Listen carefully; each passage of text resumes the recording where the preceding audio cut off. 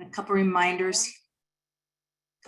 here are to please mute your microphone and rename your screen with your first and last name if you've not already done so. If you need closed captioning, you can click on the closed caption button at the bottom of the Zoom screen. If you have questions, please type them into the chat box and we will answer them as time allows. And we will be recording this session. It will be available on the National Agribility website at a later date. And at the end of this session, please click on the link in the chat box to complete an evaluation of this session. I'll go ahead and introduce our speakers today. All come from the great state of Nebraska.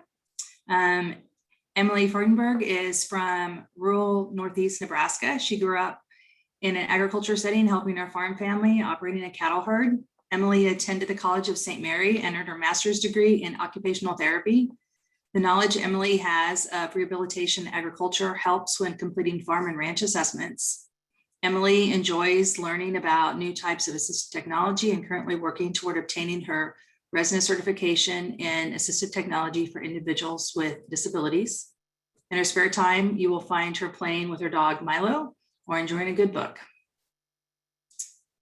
And Bethany Lowndes graduated from the University of Nebraska-Lincoln with a BS in Biological Systems Engineering and a PhD in Biomedical Engineering with a focus on human factors and ergonomics in occupational health and safety and systems improvement in healthcare delivery.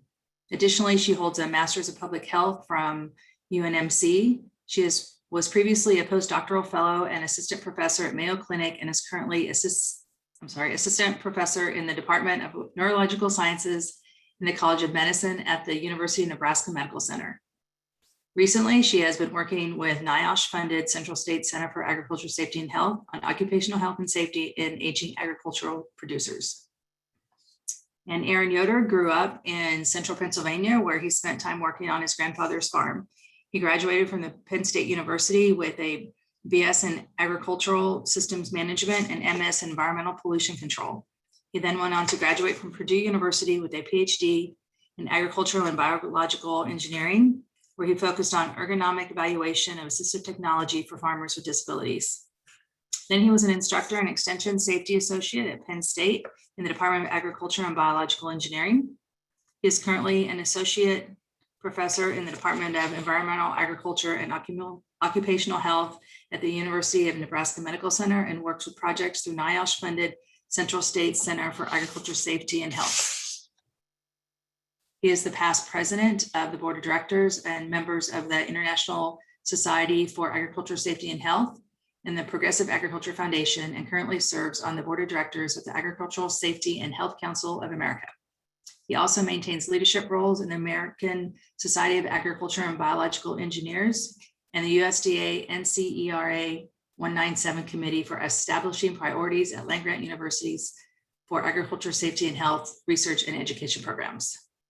I will now turn it all over to you for your presentation. Thank you. Thank you very much for the introduction, Tani. I'm going to share my screen, get the PowerPoint going. All right. Thank you for joining us today.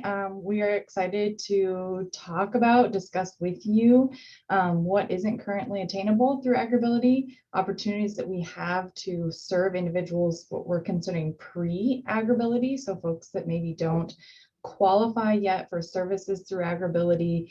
They are living with chronic conditions or experiencing age-related decline before any documented disability and before they're able to be considered an Agrability client. So today we are going to talk about the prevalence and impact of many different chronic conditions in the agricultural community, review some age-related performance decline and safety risk, and talk specifically about opportunities to serve the aging population, and then discuss some of the employee health services that aren't available for some of these independently run operations, such as farms and ranches.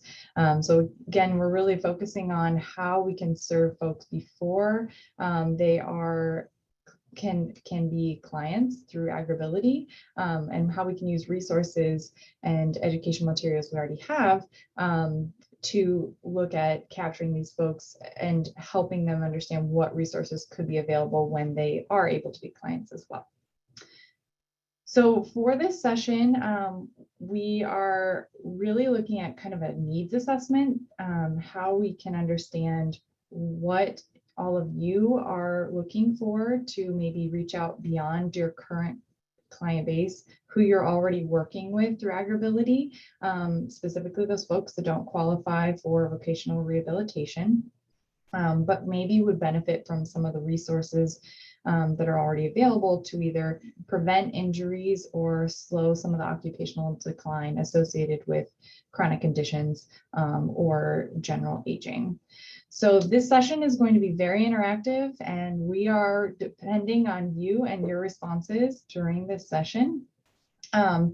We want to gather your feedback, your experiences, and share throughout with the group today during the session. So we will be using something called Poll Everywhere. I'm not sure if you've used it before. We'll do an introduction piece and go over how to use it, and then also in the Zoom chat. And I'm sure in this post-pandemic world, all of you are very used to it, but if not, you should have some little symbol, chat symbol at the bottom of your screen, or maybe somewhere within your controls, and then you can enter something into this chat function. So we have all been introduced today. We are all from Nebraska, and we are all working with Agrability and looking at opportunities for programmatic changes for occupational health and safety, and then also research. My main focus is research, and I was connected with both Emily and Aaron to work on opportunities to expand resources for reaching our population that we're serving. So I've been very excited to work with both Emily and Aaron on some of these projects. And so today we're hoping to discuss what everybody is facing across the country in different areas, to learn about how we can meet some of the needs on what isn't attainable through Agrability right now, because we have a lot of resources. How can we continue to look at who we're serving and who we can't serve yet, or ways that we can serve a broader population? So our introduction, we would like you to introduce yourself a little bit and share where you are from and your connection to Agrability. So here is our first Poll Everywhere opportunity. So if you haven't used it before, up at the top, there's a link that you can use, and I will also post in the chat if I can get to the chat. I stuck it in there, Bethany. Oh, thank you. Presenter view always moves things around, so I was looking for it. Yeah, right. So we'll ask you to respond here with your connection to Agrability, so that we kind of know who we're talking to moving forward. So you either click on that link Aaron posted, or enter it on the top. You can also use this text feature. Just FYI, if you're using the text feature, we have one map in here that you won't be able to respond to. And once you've logged in here for this question, then you'll stay logged in for the others. So I'm going to give people a minute, because we don't have quite half the people filling this out. And if you have any problems, enter in the chat. I know we have an other that people are entering in the chat too.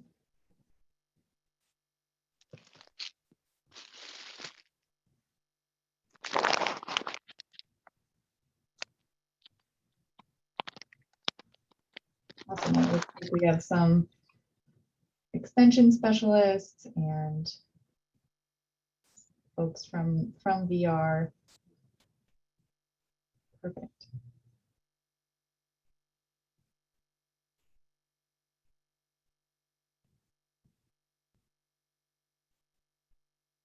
Awesome. And people with assistive technology programs. Perfect. All right, I'll give us a few more minutes. Make sure everybody was able to enter.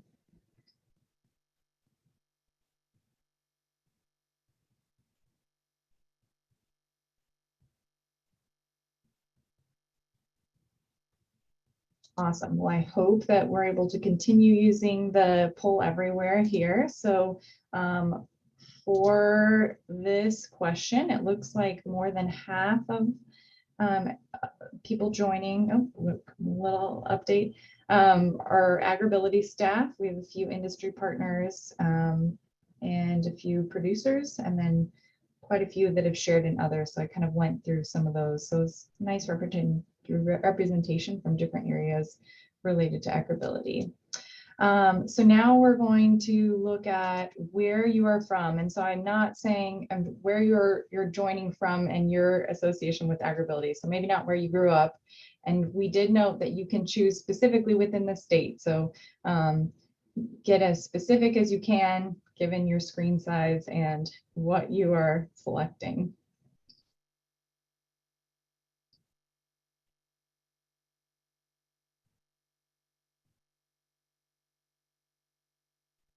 Awesome. It looks like we have a nice strip across the center of the United States.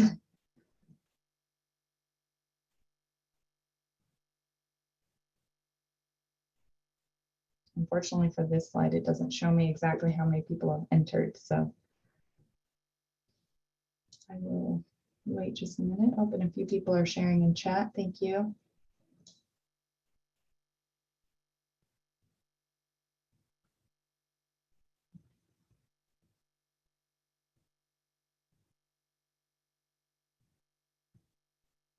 Awesome. Okay, I'm going to move on.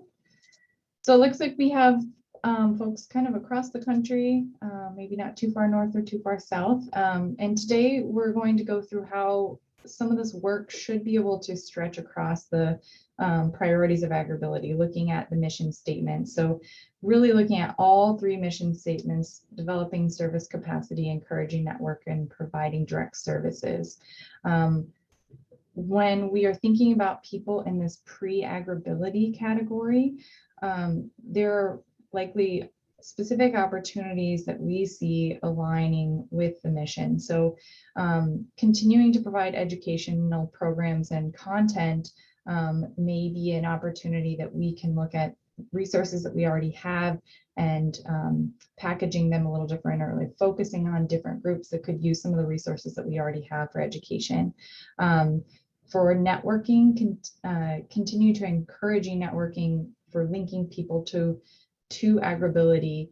And if they are not currently able to qualify for services through Agrability, continuing to share this awareness through the educational opportunities for folks in this pre-Agrability group, so that when they would qualify, they would know that the services are available, and then also linking them to be able to share with others that they know that may already qualify for services with Agrability.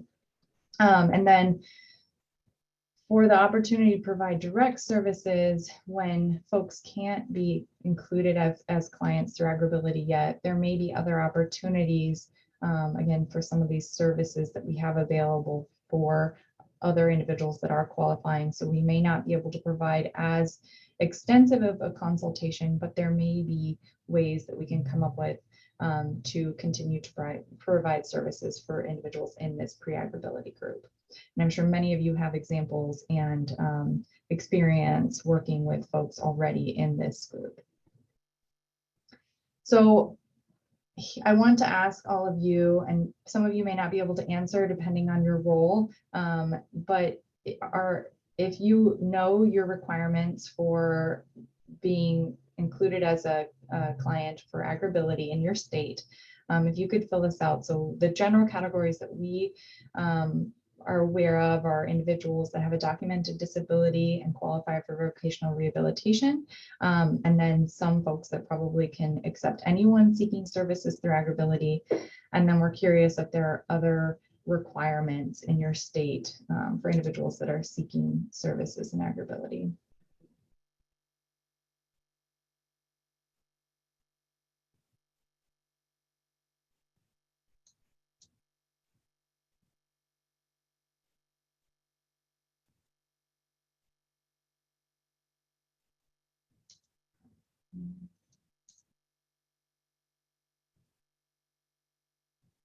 Emily, do you see in the chat kind of any comments on this other description yet?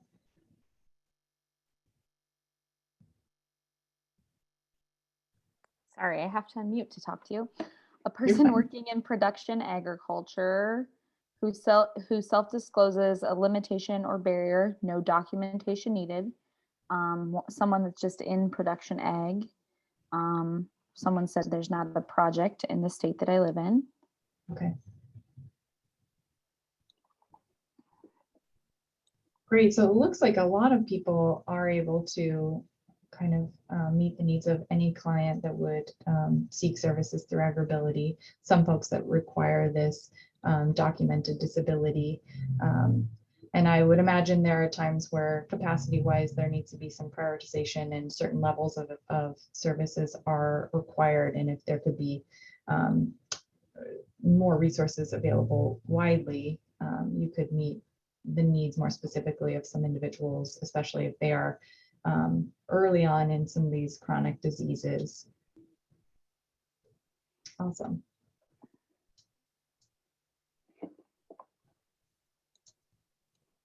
All right, so we are going to go through several different chronic diseases. This is not going to be an exhaustive list of diseases within the different categories that we're looking at. We aren't going to go through in-depth prevalence or impact in agricultural industry. We'll talk a little bit about occupational safety and hazards associated with some of these chronic diseases. And then we're asking you to share some of your examples or experiences to gather what's going on across the United States here. So first, we're going to talk about neurodegenerative diseases, and this is actually how I got linked with Agrability in some research that I was doing with Parkinson's disease. And so there are several neurodegenerative diseases that more recently, with mounting evidence, have been linked to chronic exposure to pesticides and associated with adverse effects to the central nervous system, as well as many neurological disorders and diseases. And specifically, some of the pesticide exposure in agriculture is looked at as a main source of this exposure. And so these diseases include Alzheimer's disease, ALS, dementia, epilepsy and seizures, MS, Parkinson's disease, and then there are other neurological or nervous system disturbances that can be categorized here. So the challenge is many of these diseases continue to impede individuals' ability to work in agriculture or perform different tasks, and supporting folks to continue working safely is a huge goal of Agrability. And when people are early on diagnosed with some of these diseases, they may not be terribly symptomatic and may be able to continue working very safely, but making sure that they continue to do so is important. And so again, when we're looking at this pre-Agrability group, even though many individuals here reported that if someone is seeking services through Agrability, they're able to serve them. We are looking at maybe more so how to get the word out, maybe more so how to get more information out about steps people can take, even if they are not seeking services and direct consultation. So we would like to ask you if you've worked with individuals facing with neurodegenerative diseases through agriculture or through Agrability.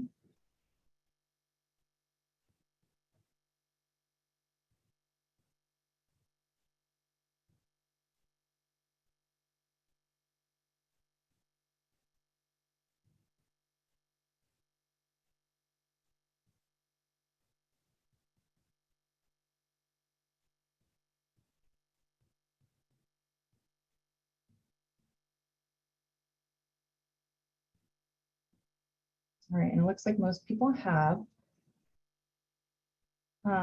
So for individuals that either have or haven't, what barriers do you face in working with these individuals? The barriers we thought of were not being able to access resources, not specifically being able to access funding for changes made, not able to accept clients before a documented disability, especially if some of these diseases are likely to be faced prior to any documented disability. Maybe individuals with these diagnoses don't seek Agrability services, so there are opportunities to inform the general public on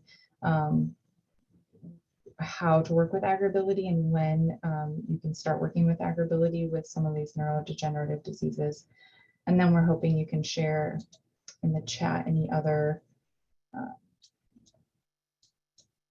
barriers that you see with folks facing neurodegenerative diseases.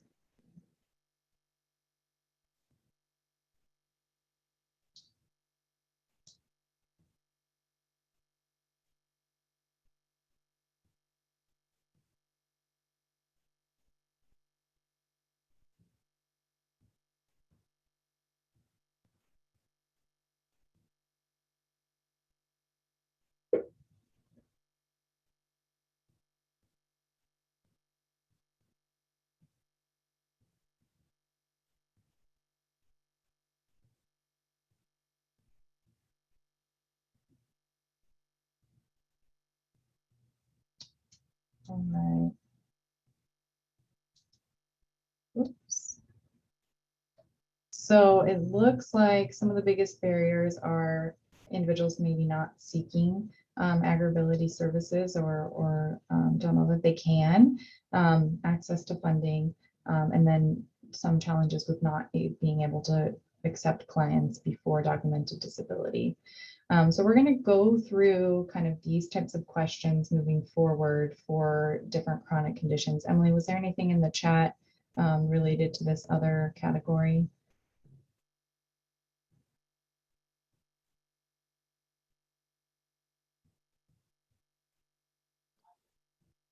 You're muted, Emily. Really bad about that. I'm so sorry. Okay. It just says, are you saying you need documentation of a disability before someone becomes a client in Nebraska? And that's just part of the actual Agrability rules that we follow from the USDA NIFA platform. Right. Okay. So I would say we interact with some people and give them information, but they don't traditionally become a client unless there's a documented disability. correct. Okay. Correct. Sounds good. Does anybody have any specifics that they would like to share related to this barrier of working with folks with neurodegenerative diseases?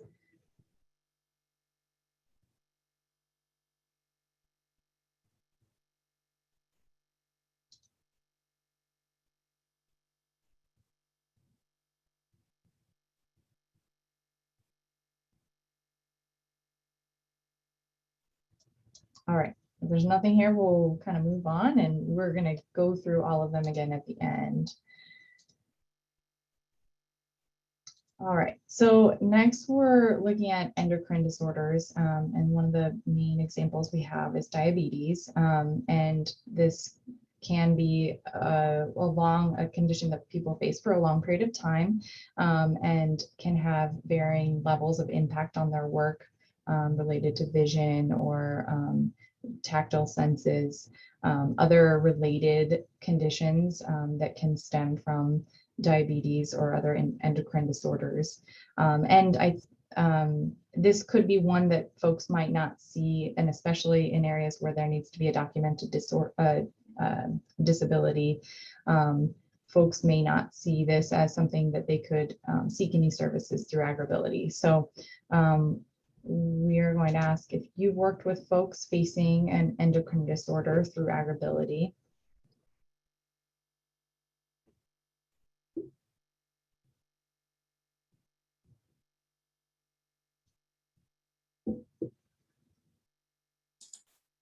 Bethany, maybe while the poll is going, Paul Jones asked, what type of documentation are you requiring to provide services?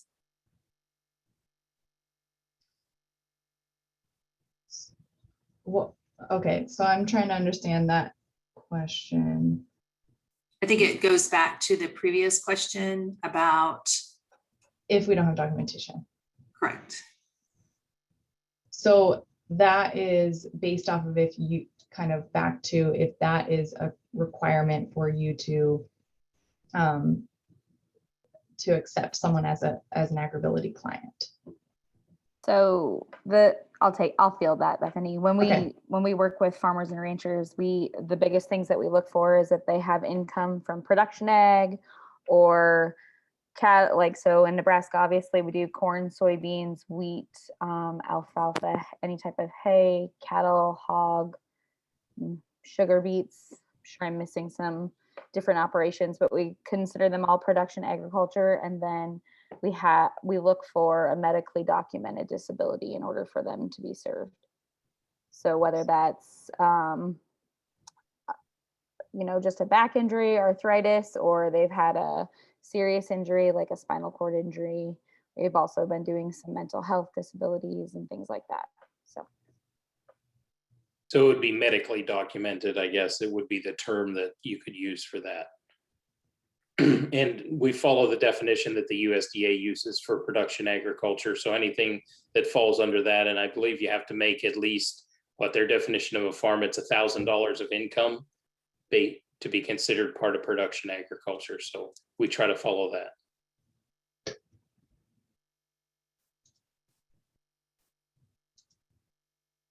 Bethany, a question in the endocrine disorder is pygons. Like if it is considered, I would include that right now, based off the categories I have. I don't know, as not being an endocrinologist or a physician, there may be a better way to categorize it, but. You bet. And then another one is we serve many clients who have endocrine disorders, but that's usually secondary as to why they came to us for services.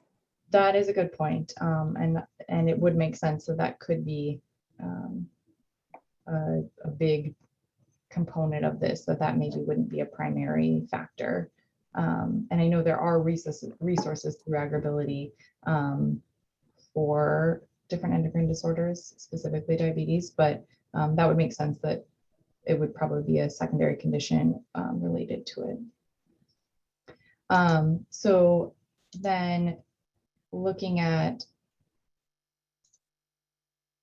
some of these barriers associated with working with individuals with endocrine disorders, this could be related to the fact that it's oftentimes a secondary disorder that someone's facing that they would come to Agrability with.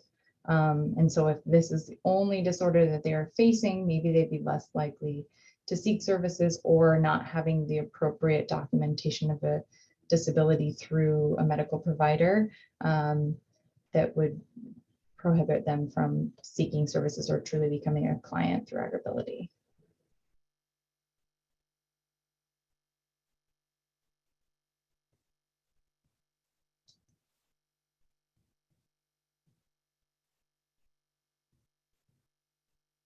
And I do see in the chat that there's a farmer with an amputation due to diabetes, and so this was the primary reason. That would make sense too.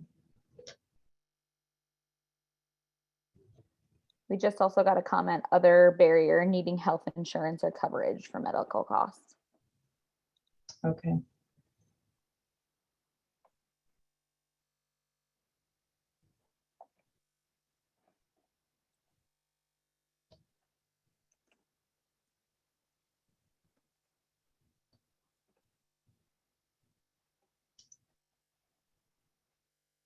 So someone added in the chat that this is rarely the main reason that they come to us, but several clients do have diabetes. To follow up with that, if anybody has responses, do you feel like, it says you have flyers and maybe some other educational resources.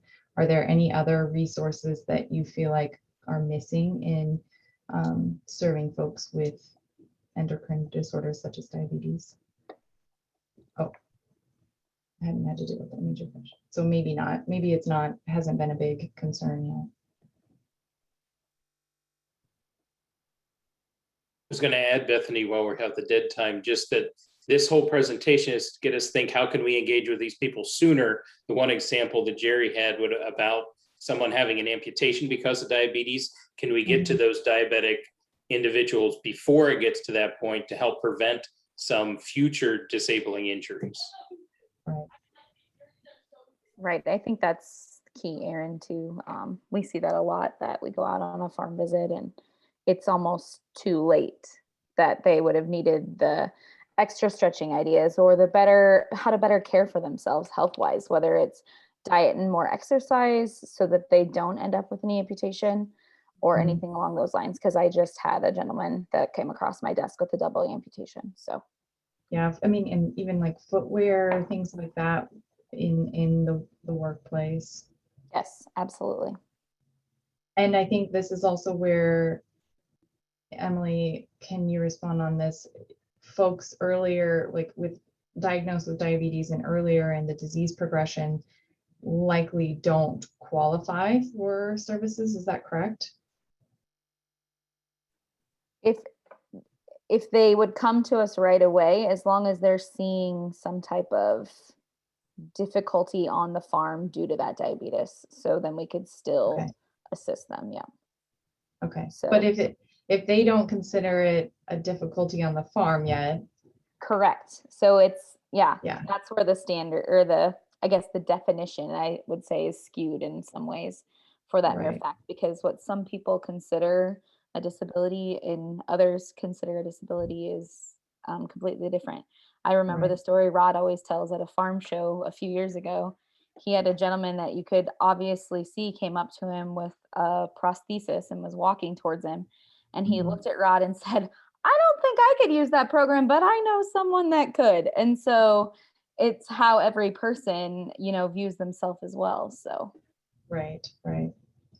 And that's where the mission on kind of networking and engaging other folks, I think, could be helpful to grow that network and share what services are available, even if it isn't that direct client service. If there is more broad education that could be helpful, or services that could be helpful to folks in certain with certain diseases or disorders, or general aging population, those types of groups. All right, so then the next piece we're kind of going to look at is rheumatic diseases. The main example here is rheumatoid arthritis, especially since folks during different weather changes, cold conditions, are going to face more troubles with the disease. So depending on the type of agricultural production they're running and working at, they may face more safety barriers and not being able to perform certain tasks in a safe manner at certain times of year, or just with specific weather changes. Emily, do you have any other pieces to add on this as far as barriers or safety challenges? no, I think that you covered it. We just see a lot of different types of arthritis, whether it's rheumatoid or osteoarthritis. And I have osteo next. Oh, okay, perfect. I couldn't remember how that went in the slideshow.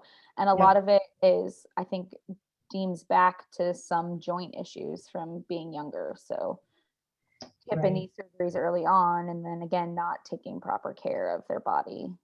So. All right, so we're going to ask you about if you've worked with individuals facing rheumatic diseases, and as a FYI, the next kind of chronic condition we're looking at is musculoskeletal disorders. So that's where we're looking more at osteoarthritis, general knee and back issues. And I know there can be challenges diagnosing one versus the other at times.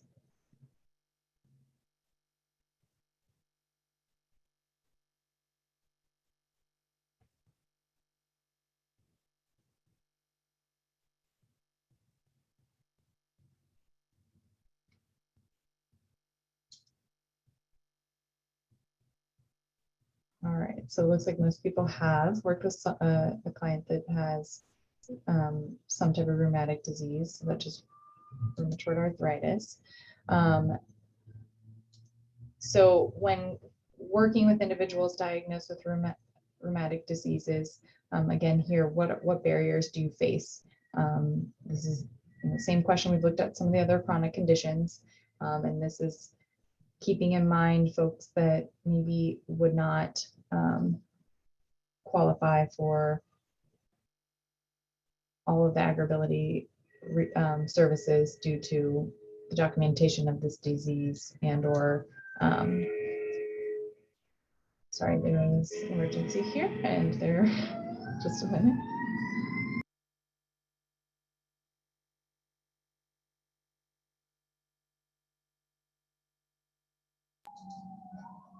All right.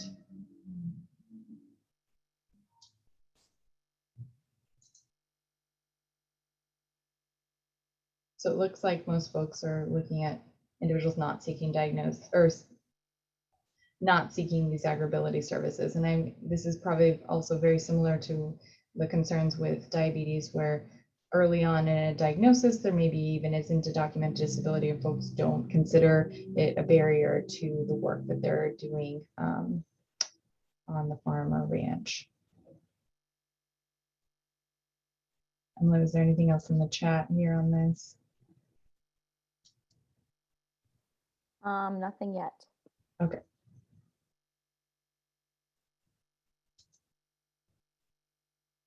All right, so then next we're looking at for musculoskeletal disorders, and this could be very similar to the rheumatic diseases, especially if it is osteoarthritis, but it could also be generally back pain, knee pain. It could have stemmed from an injury, kind of as Emily had mentioned, and maybe not being able to care, having the appropriate self-care moving forward.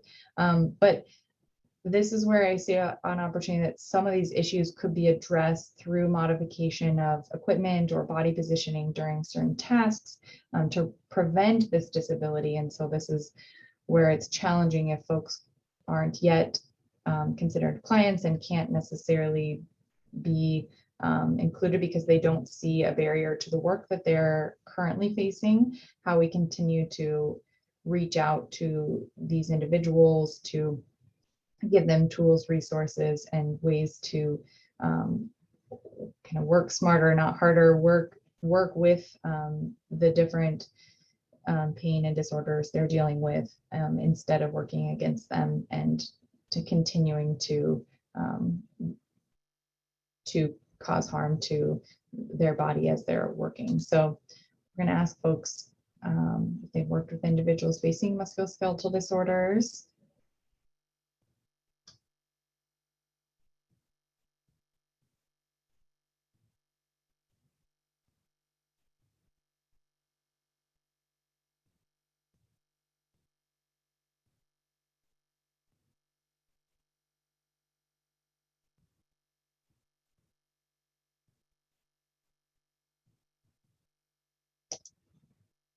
Right, and again, it looks like most people have worked with individuals facing musculoskeletal disorders. So then what barriers for folks that are or have not worked with individuals facing musculoskeletal disorders, what are those barriers that you see in working with those clients through Agrability?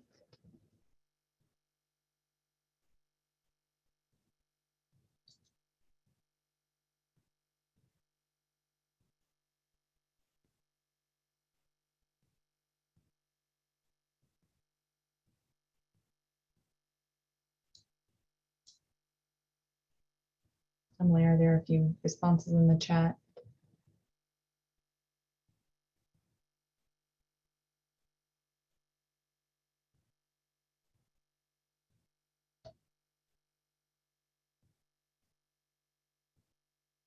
Emily, are you on mute?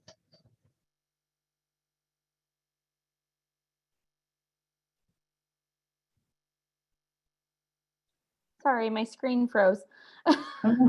Oh. Everyone was muted. It just says that a lot of people are not seeking Agrability services at this time. And there was a late comment in on the arthritis question. It just says may not seek joint protection related specific to ag tasks. Also many issues dealing with the pain. Okay. Someone else just commented, see this as part of the work and may not see it as a limitation or barrier where there may be solutions.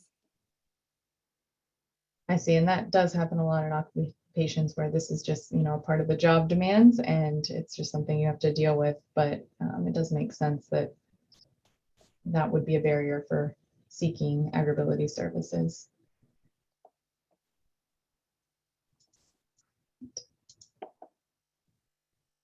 So again, it looks like for musculoskeletal disorders, again, it's individuals not seeking Agrability services is the primary barrier here. So then the last kind of group of chronic disorders or illnesses we're going to look at is mental health disorders. And we've had lots of conversations. We dealt with some pretty severe floods a few years ago here in Nebraska.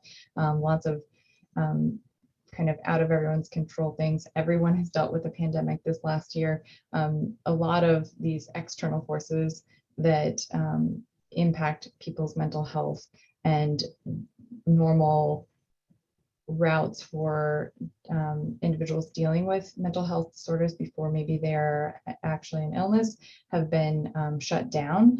And so more people are facing mental health illness. And so this can impact everyone's day-to-day functioning, and especially the work that they're doing through chronic fatigue and inability to plan, inability to execute certain plans that they have related to work. And so I know that there have been a lot of discussions around here in this state about how to address mental health, but there's continued opportunity, and Agrability has been really interested in serving folks in this with facing mental health disorders. So how many of you have worked with individuals facing mental health disorders? This is going to be challenging, and I'm sure there will be some chat comments here. It's likely that you have a lot of folks that are dealing with some mental health disorders in addition to other disorders. So there's probably a group of people that we're missing that maybe don't have other chronic conditions or documented disabilities.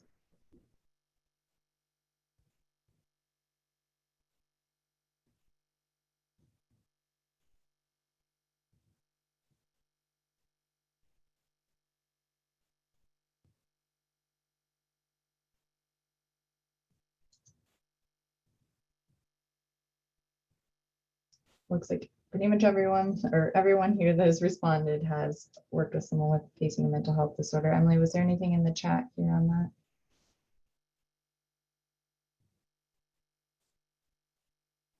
that? No, it just says, yes, mental health. No one with primary diagnosis of mental health, definitely people with secondary and tertiary diagnosis.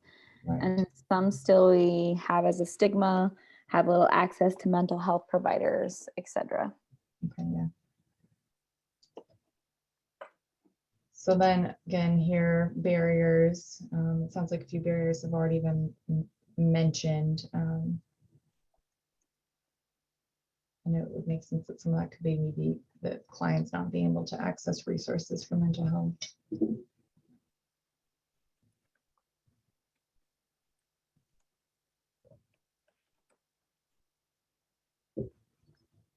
Even willingness to reach out was just mentioned. Right.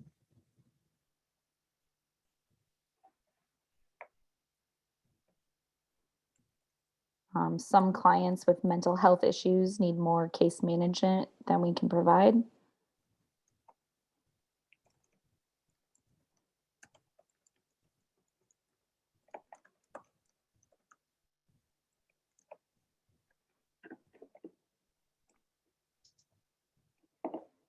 All right, and again, we definitely see individuals not necessarily seeking services through Agrability with mental health or not being able to help clients. Thank you for sharing kind of some of those other barriers in the chat. So then across these chronic conditions, we discuss neurodegenerative disorders, rheumatic, mental health, musculoskeletal, and endocrine disorders. Kind of think about all of these with these next couple questions.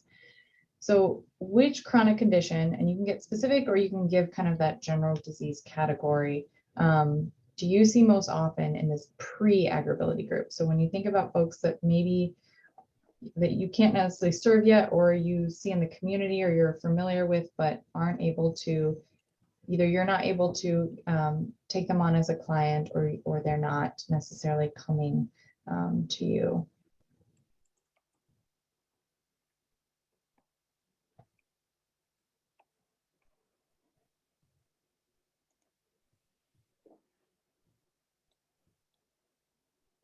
Once there are responses, you can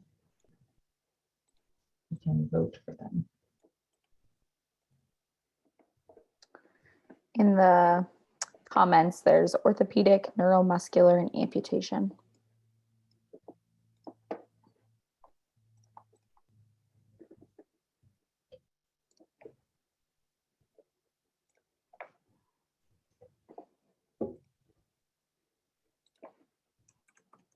I know, Emily, you had talked a lot about, and maybe Aaron too, the back injury being one thing that people don't often seek services on.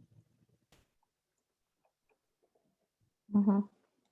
I think until they can't do something, just the nagging pain or a limitation of doing certain things, they don't seek help until they completely can't do a certain task. Right.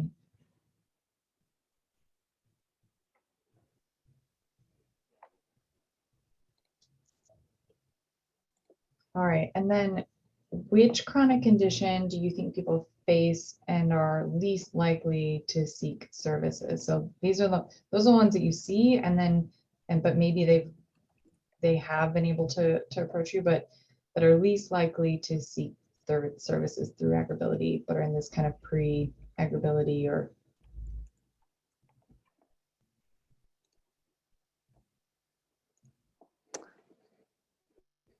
There's a mental health comment in the chat box.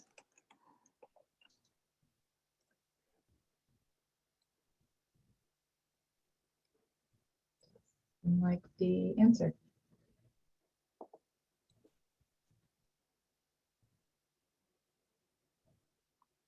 And we will be talking about aging next, so does make sense. Oops, sorry, I didn't mean to click forward that soon. I scrolled. So it looks like mental health, aging kind of were the two that came up, but mostly mental health. So as we look at aging in agriculture, I know there was just recently a Agrability session on aging, and the barriers that were discussed are some of the physical challenges associated with agricultural occupation tasks, issues related to the mind, medical conditions, which could be some of these chronic disorders that and conditions that we were talking about, because many of them can be associated with age or older age. And then some of the economical, financial, or legal challenges that folks are facing. So related to that, and I know some of these can be specific to some of the chronic conditions we were talking about. We would like to know, what would you consider the most important preventative care opportunities for even the healthy aging population? So not necessarily looking at individuals with some of these chronic disorders, but for a healthy aging population. And this is through Agrability. So how we can help educate people or provide certain services more generally to this population, a healthy aging pre-Agrability population.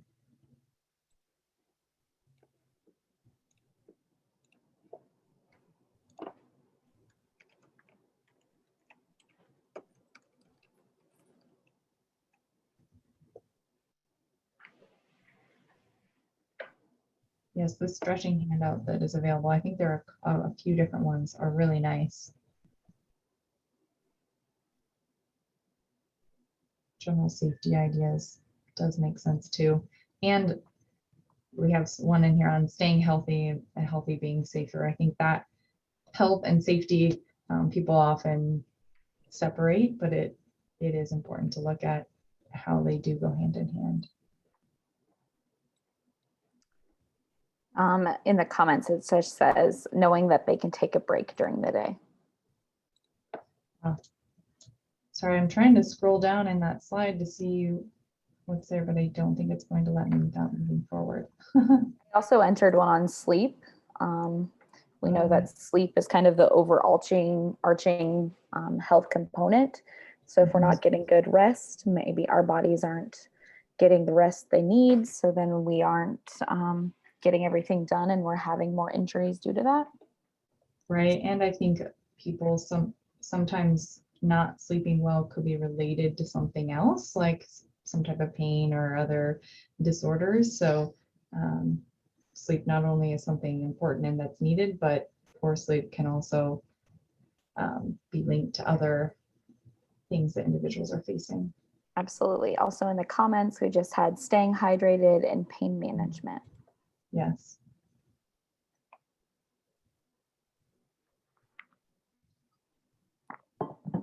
Awesome. Well, I can't scroll down here, so I'm going to click forward on to the next. Oh, here's one more longer one. Yes, asking for help sooner.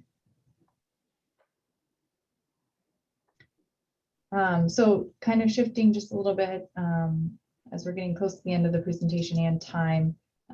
One of the ideas we thought through was kind of employee health services or human resources that are often available in larger organizations that in smaller farms, ranches, people aren't going to have available to them. One example is the employee assistance program that can help with some of the mental health disorders. It's kind of a no barrier way to seek some therapy services without having to find a provider on your own. And so we together, Erin, Emily, and I kind of discussed a little bit and documented some of those health services, looking at assessing individuals' capacity for workload before a documented disability to look at how we can adjust the workplace or the tasks that they're doing to make sure that they're safe and not causing further harm, offering services and work accommodations even before a disability exists.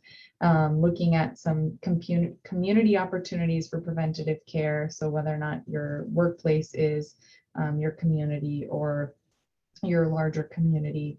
And then again, addressing those chronic conditions proactively, which I know individuals brought up.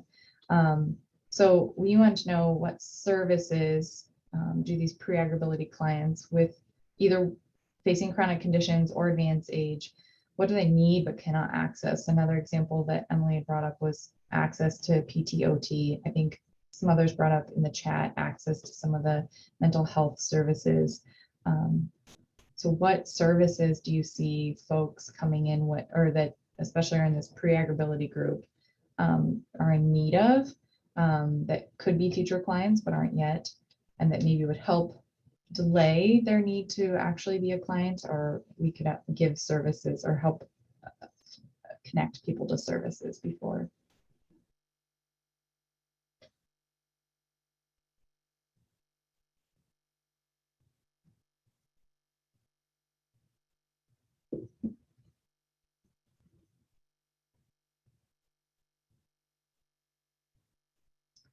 So my understanding then is that maybe telehealth is not really an option because of poor internet services.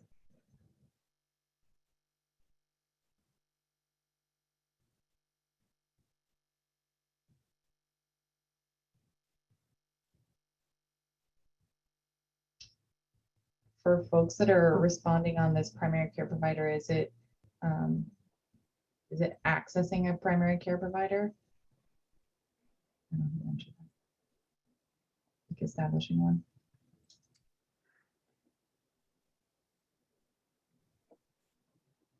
Nothing's coming up in the chat yet, but they also said affordable medical care or prescriptions as well.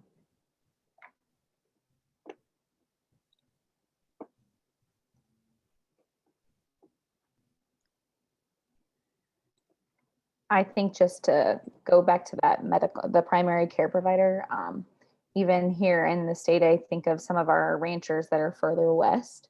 They have to travel 2 to 2.5 hours to see a local or a primary care physician. So a lot of times they can't afford to take off the time to go to the go to the doctor because they're the only ones there and something's going to fall behind, and Right. take the time to do those things. And then that's when things worsen or Yeah. then they get hurt or anything like that. Another one just commented, one difficulty might be time scheduling. If they're having problems, the task of farming may be taking even longer. Mhm. Which leaves less time for finding appointments. Right. One of the VR counselors just said, I have told my farmer rangers to make sure they sign up for AirMed. So, which I assume is some type of online health service. Yeah. I believe AirMed also helps transport you if you need, I know we had to do a similar thing. Yep, helicopter transport. Helicopter. Okay.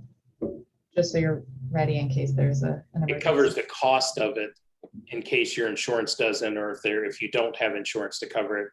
AirMed's kind of a less expensive alternative so that you have that option available without the huge cost. Okay. It's $65 a year.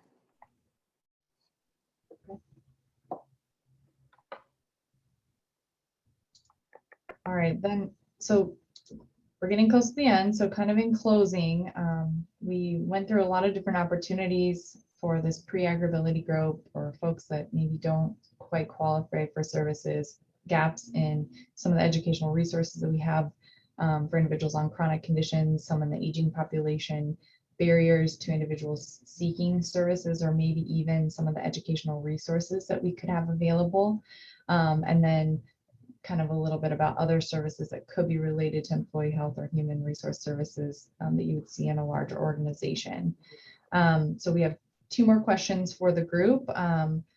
One is, what are the biggest challenges with serving people in the pre-agrability population? So this is kind of everything we've talked about. What do you see as the biggest barrier?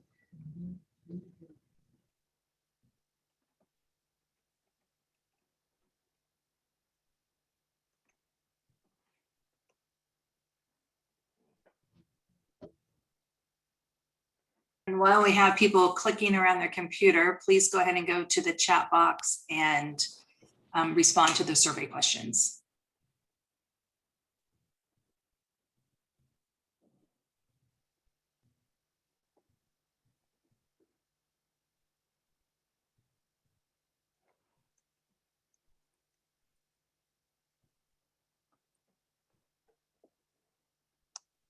Someone just commented, getting them to come. They think other people are more deserving than they are.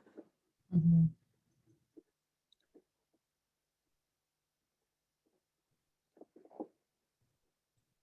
That's something I'm big about at, like when we're at shows and stuff. I just tell people, doesn't matter. It takes one phone call. Call us, talk to us. We can talk to you about other services, even at that point in time. If you wouldn't qualify for Agrability services, there's still probably other services that Rod or I or Aaron or Susan or Nancy know of here in the state that we can get you access to. Right. All right. Just a minute. Oh, good. Someone just commented, what wording would you use to describe Agrability is not for? I think this contributes to who thinks they are eligible. Let's see.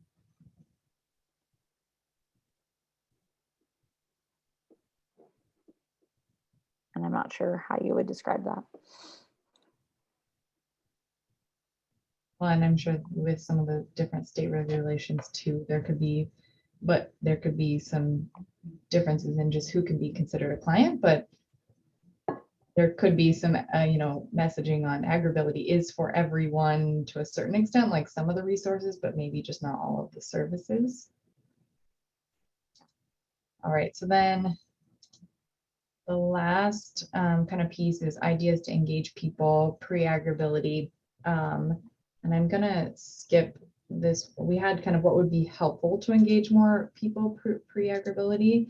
But I think related to it would be, what would something you would want people pre-Agrability to know if they don't already know about Agrability? So kind of related to that wording piece, like how to describe who Agrability is for and what may be available, even if individuals don't qualify as like a client yet in the state.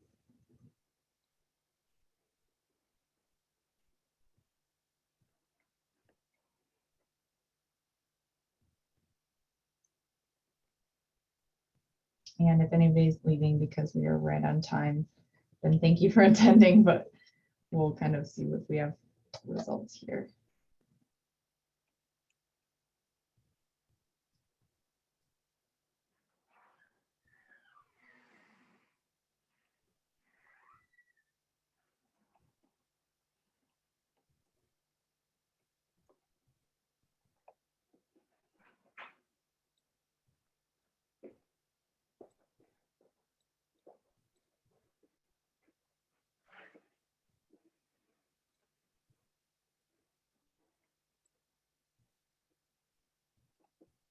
These are good answers for encouraging people to seek out services.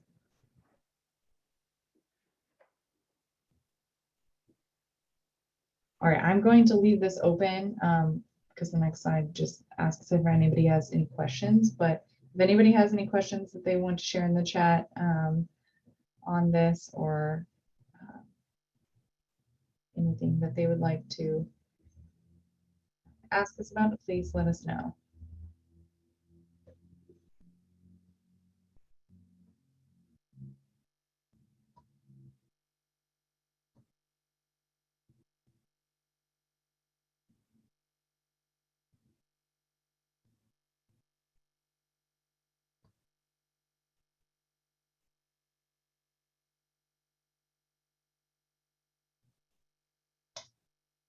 Awesome. Well, thank you everyone for joining us today. We are excited for you to share your feedback on everything that you're working with, and hopefully this can lead to advancement in some of the educational resources we have, messaging that people can share at different types of events. So thank you for your comments and your engagement during this session. Bethany, there was a comment about your contact information if someone wants to reach out to you.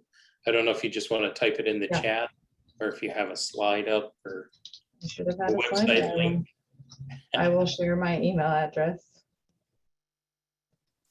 Google knows where she's at too. Google knows.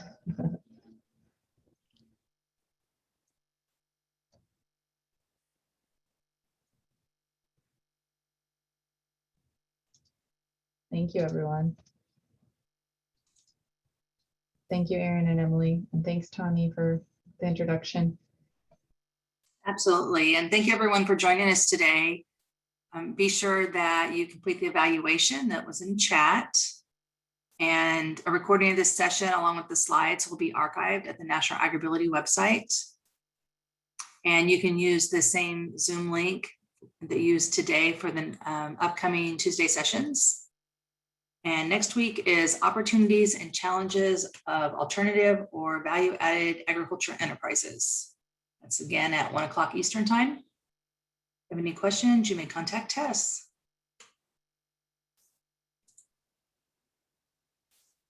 Thank you, everybody. I will stay on in case people need to still access the link in chat, but everyone else is good to go. Thank you so much for presenting today. Thank you, everyone.